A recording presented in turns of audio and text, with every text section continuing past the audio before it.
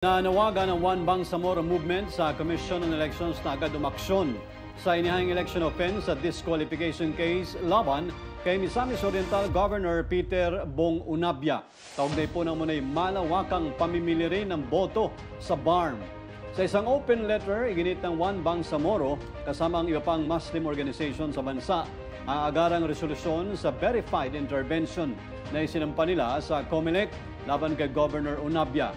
Ayon sa grupo, hindi lamang umano simpleng pag-abuso ang naganap, kundi isang seryosong banta sa integridad ng halalan at sa tiwala ng sambayan ng Pilipino. Pinuna nila ang paggamit ng relihiyosong identidad para sa pansarili interes sa politika at ang malaganap na vote buying sa rehiyon ng Bangsamoro Autonomous Region ng Muslim Mindanao. Binigyan diin ng samahan ang Muslim vote ay dapat protektahan. Hindi dapat nila binibili, tinatakot o pinatatahimik.